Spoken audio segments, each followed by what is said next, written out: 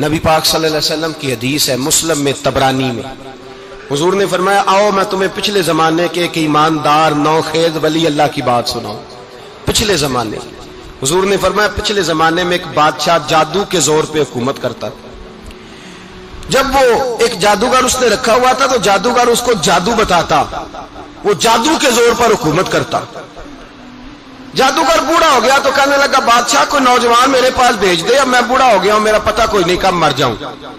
ایک نوجوان کی ڈیوٹی لگائی، بڑا زیرک سمجھدار، اپنے رعایا میں سے چن کے جو ذہین فطرت مزاج بچہ تھا وہ اس نے لگایا۔ اللہ کے محبوب علیہ الصلوۃ والسلام فرماتے ہیں بچہ جادو سیکھنے لگا، وقت گزرنے لگا۔ بچہ جب جادو سیکھنے جاتا تو رستے میں ایک راہب بھی تھا جو انجیل جانتا تھا، وہ اللہ اللہ سکھاتا، لوگوں کو حضرت عیسیٰ علیہ السلام کی تعلیمات سے آگاہ کرتا۔ اس نے دیکھا کہ یہاں بھی لوگ اکٹھے ہیں تو وہ بچہ اس راہب کے پاس بھی اٹھنے بیٹھنے لگا۔ اب جب اس کے ساتھ اس کی گفتگو بڑھنے لگی تو اس کو باتوں میں لذت آنے لگی۔ اس نے راہب نے پوچھا کہ تو کون ہے اور کس طرح سے آیا ہے، کیا تیرا معاملہ ہے؟ اس نے کہا جی میں جادو سیکھنے جاتا ہوں، آپ کی باتیں مجھے بڑی اچھی لگتی ہیں۔ اس نے کہا دین سیکھ، جادو سیکھنے والے کافر ہو جاتے ہیں، قرآن و حدیث سیکھنے والوں کو اللہ کامل ایمان عطا فرماتا ہے۔ فرمایا یہ سیکھ۔ بچہ بیٹھنے لگا، اس کے پاس آنے لگا، باتیں دل میں گھر کرنے لگی۔ ایک وقت آیا کہ مسلمان ہو گیا، اور مسلمان کیسے ہوا؟ بچہ کہتا ہے میں تجربہ کر کے ہوا۔ اب میں تھوڑا سا وقت جادوگر کے پاس بھی جاتا اور باقی سارا وقت وہاں بیٹھتا۔ میں ایک دن جا رہا تھا تو رستے میں اژدہا تھا، بہت بڑا سانپ تھا، رستہ روک کے کھڑا تھا۔ یہ حضور نے بیان کی حدیث۔ نبی پاک صلی اللہ علیہ وسلم فرماتے ہیں بچہ کہتا ہے کہ رستے کے اندر سانپ ہے، رستے بند ہے، لوگ چھتوں درختوں پہ چڑھے ہیں، ہراش ہے۔ کہتے چھوٹا سا روڑا میں نے اٹھایا تو میں نے کہا اللہ اگر جادوگر سچا ہے تو اسے مار دے۔ چھوٹا سا روڑا میں نے پھینکا، اژدہا کوئی نہ مرا۔ پھر چھوٹا روڑا اٹھایا، میں نے کہا اللہ اگر وہ عالم سچا ہے تو اسے مار دے۔ اب جب میں نے روڑا مارا تو اژدہا مر گیا۔ میرے اندر سے گواہی آئی نہیں دین کی باتیں سچی ہیں، نہیں قرآن کی باتیں اسلام سمجھانے کے لیے عرض کر رہا ہوں، اگرچہ اس دور میں انجیل تھی، اللہ رسول کی باتیں اچھی ہیں۔ کہتے میں مسلمان ہو گیا، اب میں نے راہب کے پاس ہی رہنا شروع کر دیا، جادوگر کے پاس چھوڑ دیا اس بچے نے آنا۔ بادشاہ پوچھتا کہاں زیادہ وقت گزارتے ہو تو وہ بات گول کر دیتا، وقت تیزی سے بڑھنے لگا۔ اللہ نے اس نوجوان میں طاقت پیدا کر دی، اب وہ اس کے اندر نا اللہ نے توانائی روحانیت پیدا کر دی، ابھی جوان ہے، 14-15 سال عمر ہے۔ اللہ نے اب جو بیمار بھی آتا وہ دعا کرتا تو اللہ صحت عطا کر دیتا، جو بھی آتا۔ بادشاہ کا ایک درباری تھا، بادشاہ کو پنکھا جلتا تھا، وہ اندھا ہو گیا، کوئی ایسی تکلیف آئی کہ نابینا ہو گیا، بڑے علاج کرائے شفا نہیں ہوئی۔ کسی نے اس بچے کا پتہ بتایا کانوں میں، اس کے پاس گیا تو بچہ کہنے لگا شفا تو ہو جائے گی پر کلمہ پڑھنا پڑے گا، مسلمان ہونا پڑے گا، جس پیغمبر کا میں غلام ہوں تجھے بھی بننا پڑے گا، دین پہ عمل کرنا پڑے گا، اللہ شفا دیتا ہے۔ اس نے کہا تو مجھے کلمہ پڑھا، مجھے شفا دے، میں تیار ہوں۔ اس نے کہا شفا تو اللہ دیتا ہے۔ اس نے اللہ تبارک و تعالیٰ کا ذکر کر کے دعا مانگی، یہ مسلم شریف میں حدیث ہے، طبرانی میں موجود ہے۔ اللہ نے اسے شفا دی، اس نے کلمہ پڑھنا شروع کر دیا۔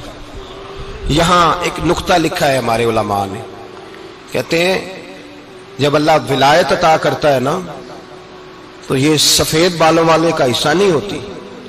اگر جوانی میں کوئی آدمی توبہ کر کے تصوف کے رستے پہ چلتا ہے تو سب سے زیادہ ولایت اللہ اسے عطا فرماتا ہے، سب سے زیادہ ولایت اس کے پاس ہوتی ہے۔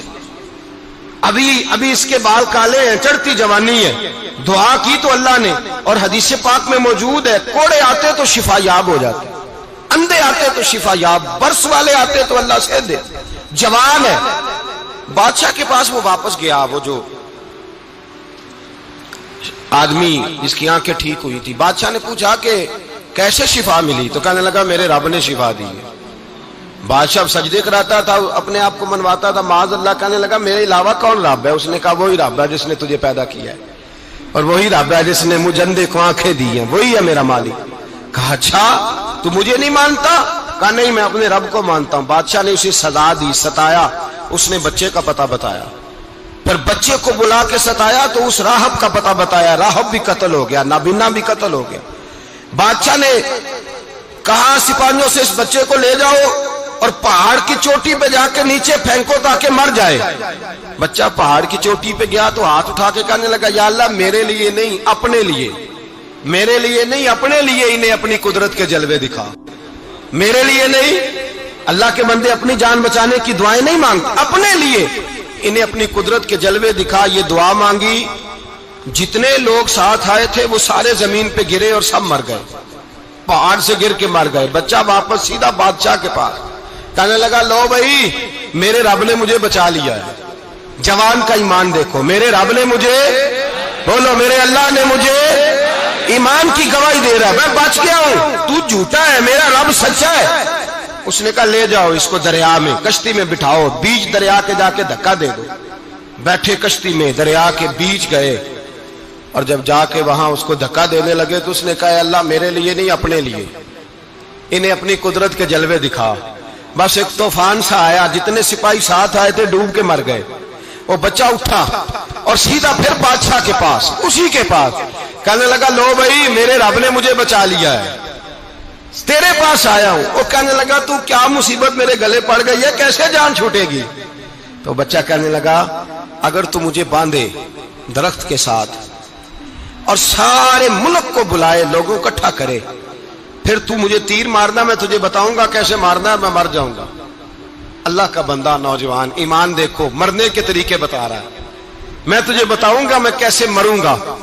یہ بات کہی، بادشاہ نے سارا مجمع جمع کیا، ملک سارا باہر آ گیا، درخت کے ساتھ باندھ دیا.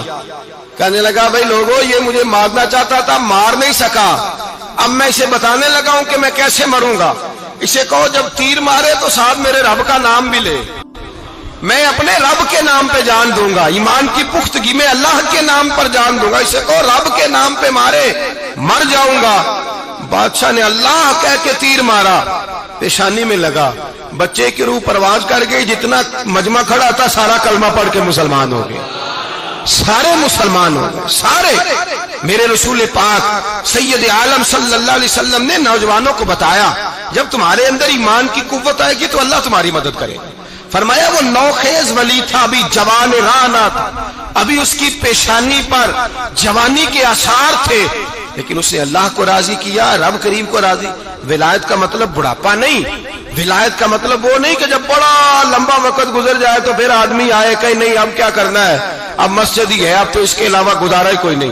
تو اس وقت کا آنا اللہ کی بارگاہ میں قبول تو ہے، لیکن شاباشی اسی کو ملتی ہے جو جوانی کے وقت آئے، جو عین اس وقت آئے جو وقت میرے رسول پاک علیہ السلام کے غلام عبداللہ ابن عمر، حضرت عبداللہ ابن عمر رضی اللہ تعالیٰ عنہ فرماتے ہیں کہ میں نکلا، مجھے سفر کے لیے جانا تھا، تو تھوڑی سی کھجوریں، تھوڑا سا سرکہ، ایک شہد کی بوتل، چیزیں میں نے سفر کے لیے ساتھ رکھ لی.